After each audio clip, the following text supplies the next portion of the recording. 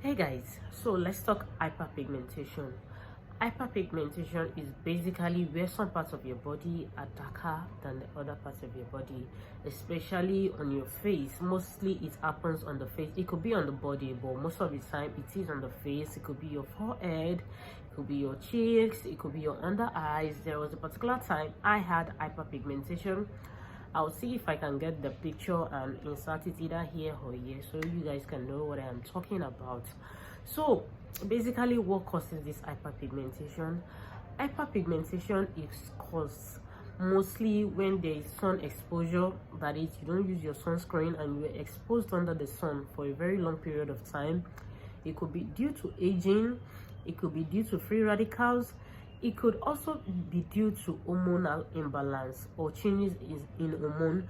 There are times you see some women, they give birth and they have this massive hyperpigmentation. So these are basically the causes of hyperpigmentation, and 90% of the time hyperpigmentation occurs in people of darker skin. It occurs in men too, but it's more frequent in women. So we're going to be discussing about lightening powders or products that you can actually use in treating off this hyperpigmentation, because I realize most people deal with it one way or the other and they do not know how to actually clear this off, especially people with darker skin tone, because they do not want to mess with their melanin skin tone. So the very first lightening powder here is our Kojic acid powder.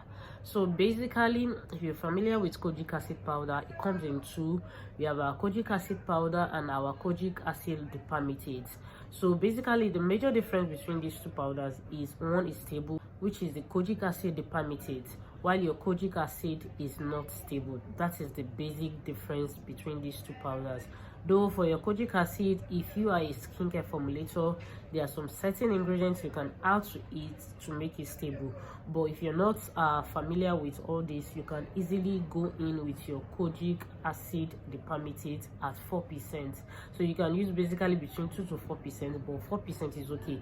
Anything above 4%, you're just wasting your ingredients. That is the honest truth about your Kojic acid, either your Kojic acid or your Kojic acid dipalmitate.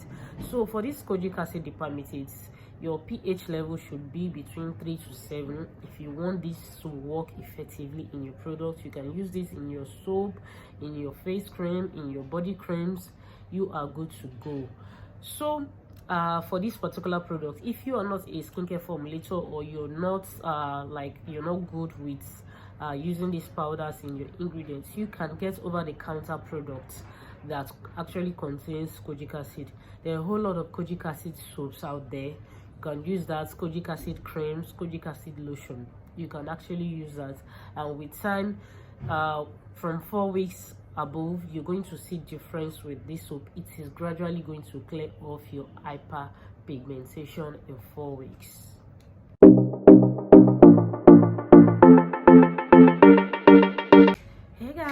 Welcome back to my channel. This is your favorite girl, EMF Secret Skincare. So if this is your first time of coming across my channel, you're welcome. Please do not forget to subscribe, hit the notification bell below so you get notified whenever I upload a new video. So guys, another powder we are going to be talking about is our arbutin powder. Yes guys, you heard me right, our arbutin powder. Contrary to popular opinion, people think your arbutin powder is a whitening powder, quite all right, but I think it is a powder you add to your creams, your lotions, and like just boom, in 2 weeks or even in 1 week you're going to whiten up. No, arbutin powder can actually whiten you up, but it is going to be a gradual process. Not that you add your arbutin powder into your products like today and next week you expect to be white, especially your face creams. It is a gradual process. So if you use it for a prolonged period of time, that is when it is going to whiten you up. But if you're using it to treat your hyperpigmentation, you use for like 4 to 6 weeks or 4 to 8 weeks, depending on your skin type and how deep your hyperpigmentation is, it is going to clear off your hyperpigmentation. So if you want to whiten up after clearing it off, you can still continue using it. It is a very good powder to clear off your hyperpigmentation. So for this powder, it is water soluble. If you're using it, your pH should be around 4 to 6.5 for it to be very stable. Then for your percentage, 0.5% to 2% is okay. If you're using anything more than that, honestly my dears, you are wasting your products. You're good to go at 2% max. That is the percentage you can use this. Then if you cannot formulate with this particular powder, yes, the powder comes expensive. If you cannot formulate with it, you can get over-the-counter product that actually contains alpha arbutin. Please, if you're formulating, you can use alpha arbutin in your face cream, in your body cream, but do not use in your soap, especially your black soap. If you're using in your black soap, it is a waste of products because the pH doesn't tally. Do not use in your black soap. So guys, another powder here on our list is our vitamin C powder. Yes guys, the one you use mostly for your vitamin C serum. This is also a very good lightening powder for your hyperpigmentation. It is going to clear off your hyperpigmentation. There are different forms of vitamin C powder. I think we have about 4 types, and 3 of these types are water soluble, so it is advisable for you to use that. So if you're using your vitamin C powder, your percentage should be between 1 to 10. So if you're using more than 10, it is likely to sting your skin and cause redness, especially if you're using on your face. So the maximum is 10%. You're good to go at 10%. So another powder we have here on our list, which is actually my favorite, because I'm not listing out these powders in any particular order, but this particular one is actually my favorite. Though this particular powder is a bit scarce in the market, depending on where you're getting it from, is our tranexamic acid powder. So all these powders, I'll be listing the names here on the screen so that you guys can know what I'm talking about. This powder is very good, but there's one thing about this powder. Most of the powders that I have mentioned on this video, they work from, you start seeing the result from 4 weeks above, except in a situation whereby you have a very sensitive skin. But for this tranexamic acid, you might not see the results until 8 weeks. Yes, it works very slow, but when it starts working, the result is bomb. Like, it works very slow, but very active and very effective. So this particular tranexamic acid is water soluble. You use between 2 to 5%. The pH is between 5.5 to 8 for it to be stable in your product.